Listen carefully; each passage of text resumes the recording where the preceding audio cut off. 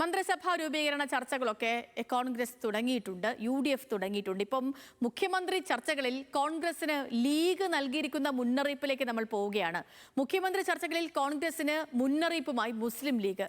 ചർച്ചകൾ ജനവിധിയുടെ തിളക്കം കെടുത്തുന്നതാകരുത് എന്നാണ് ലീഗ് ഉന്നതാധികാര സമിതി പറയുന്നത്. മുഖ്യമന്ത്രി പദവിയിൽ ലീഗിന് വ്യക്തമായ അഭിപ്രായമുണ്ട്. ഹൈക്കമാൻഡ് അഭിപ്രായം ചോദിച്ചാൽ നിലപാട് അറിയിക്കും. ഉപമുഖ്യമന്ത്രി പദവിയുടെയും മന്ത്രിമാരുടെ എണ്ണവും ചർച്ചയാക്കേണ്ട എന്നും ലീഗ് പറയുന്നു. ശാന്തകുമാർ വെള്ളാലത്ത് വിവരങ്ങളുമായി ചേരുന്നുണ്ട്. Santhakumar, good morning. പറഞ്ഞ പോലെ മുഖ്യമന്ത്രി ആരാകുമെന്ന ചർച്ച കോൺഗ്രസിൽ കൊടുമ്പിരി കൊണ്ടിരിക്കുന്ന സമയമാണ് ഇത്. ആ ഘട്ടത്തിൽ ലീഗിന്റെ വ്യക്തമായ മുന്നറിയിപ്പായി ഇതിനെ എടുക്കണം, അല്ലേ?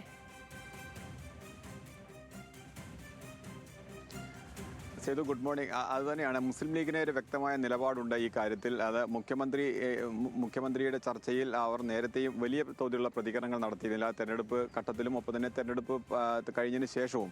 ഇപ്പോൾ തെരഞ്ഞെടുപ്പ് ഫലം വന്നപ്പോഴും ആ നിലപാട് തന്നെയാണ് അവരുള്ളത്. പക്ഷേ UDFന് വലിയൊരു വിജയമാണ് ജനങ്ങൾ സമ്മാനിച്ചിരിക്കുന്നത്. പക്ഷേ ഈ വിജയത്തിന് തിളക്കം കുറയ്ക്കുന്ന വിധത്തിലുള്ള അഭിപ്രായ ഭിന്നതകളും തർക്കങ്ങളും ഉണ്ടാവുന്നത് അത് ഈ മുന്നണിയെയും അല്ലെങ്കിൽ ജനങ്ങളിലുള്ള വിശ്വാസവും നഷ്ടപ്പെടും എന്നുള്ളതാണ് ലീഗ് വിലയിരുത്തുന്നത്. ഇത്തരത്തിൽ ഒരു വലിയ തർക്കത്തിലേക്ക് പോകരുത്, അല്ലെങ്കിൽ ശോഭ കെടുത്തുന്ന വിധത്തിലുള്ള ഒരു തർക്കത്തിലേക്ക് പോകാൻ പാടില്ല എന്നുള്ളത് മുസ്ലിം ലീഗിന് ഒരു നിലപാടെടുത്തിട്ടുണ്ട്. അവർ ഈ കാര്യം കോൺഗ്രസ് നേതൃത്വത്തെ അറിയിക്കാനും ഏകദേശം തീരുമാനവുമായിട്ടുണ്ട്.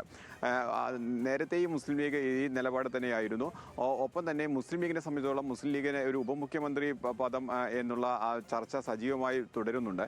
അത് ആവശ്യപ്പെടേണ്ടതില്ല, അല്ലെങ്കിൽ അത്തരത്തിലുള്ള ഒരു ആവശ്യവുമായി ലീഗ് മുന്നോട്ട് പോകേണ്ടതില്ല എന്നുള്ളതും മന്ത്രിമാരുടെ എണ്ണത്തിൻ്റെ കാര്യത്തിലും ഒരു അഭിപ്രായം പറഞ്ഞുകൊണ്ട്, ഇല്ലെങ്കിൽ അത്തരം ഒരു ചർച്ചകളിലേക്ക് വഴിവെക്കേണ്ടതില്ല എന്നുള്ള ഒരു നിലപാടാണ് ഇന്നലെ വൈകിട്ട് ലീഗിൻ്റെ ഒരു ഉന്നതാധികാര സമിതി, പ്രധാനപ്പെട്ട നേതാക്കളെല്ലാവരും പങ്കെടുത്ത ഒരു ഉന്നതാധികാര സമിതിയിൽ ഒരു ഏകദേശ ധാരണ ഉണ്ടാക്കിയിരിക്കുന്നത്. അതിൽ ഏറ്റവും പ്രധാനപ്പെട്ടത് കോൺഗ്രസിലെ ഈ തർക്കം തന്നെയാണ്. കോൺഗ്രസിലെ ഈ തർക്കത്തെ ലീഗ് അംഗീകരിക്കുന്നില്ല, അല്ലെങ്കിൽ ന്യായീകരിക്കുന്നില്ല. പക്ഷേ ഇത് നീണ്ടുപോകുന്നതിൽ ലീഗിന് കടുത്ത അസംതൃപ്തിയുമുണ്ട്.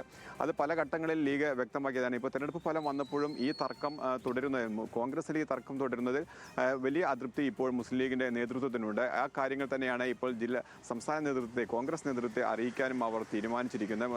സാധാരണ മുഖ്യമന്ത്രി ആരാണെന്നൊക്കെ തീരുമാനിച്ചു കഴിഞ്ഞിട്ടുണ്ടെങ്കിൽ, അങ്ങനെ ധാരണ ഉണ്ടായിക്കഴിഞ്ഞാൽ കോൺഗ്രസ് അത് ഘടകകക്ഷികളുമായി ചർച്ച ചെയ്യാറുണ്ട്. ആ ഘടകകക്ഷിയായി ചർച്ച ചെയ്യുമ്പോൾ അക്കാര്യങ്ങൾ കൃത്യമായ അഭിപ്രായം പറയും. മുഖ്യമന്ത്രി പദത്തിലേക്ക് ആരെത്തണമെന്നുള്ള ലീഗിനൊരു കൃത്യമായ നിലപാടുണ്ട്. അത് ആരാവണമെന്നും നിലപാടുണ്ട്. പക്ഷേ അത് പരസ്യമായി പ്രതികരിക്കാനോ പരസ്യ പ്രതികരണം നടത്താനോ പാടില്ല എന്നുള്ളതാണ് അവർ ലീഗ് നേതൃത്വം തീരുമാനിച്ചിരിക്കുന്നത്. പക്ഷേ ഈ കാര്യം ഹൈക്കമാൻഡിനെ കൃത്യമായി അറിയിക്കും. ലീഗിന്റെ നിലപാട് എന്തായാലും കൃത്യമായി ഹൈക്കമാൻഡിനെ അറിയിക്കും. പക്ഷേ ഹൈക്കമാൻഡ് പ്രഖ്യാപിക്കുന്ന, അല്ലെങ്കിൽ ഹൈക്കമാൻഡ് തീരുമാനിച്ച ആളെ തന്നെ മുഖ്യമന്ത്രിയായി അംഗീകരിക്കുക എന്നുള്ള നിലപാടിലേക്ക് മുസ്ലിം ലീഗ് എത്തും എന്നുള്ളത് തന്നെയാണ് അവരുടെ നിലപാട്.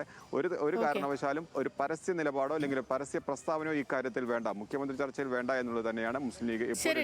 ലീഗിന്റെ മനസ്സിലുള്ള കാര്യങ്ങൾ അവർ ഇപ്പോ വെളിപ്പെടുത്തിയിട്ടില്ല, എങ്കിലും നിലപാട് അറിയിച്ചിട്ടുണ്ട് മുസ്ലിം ലീഗ്.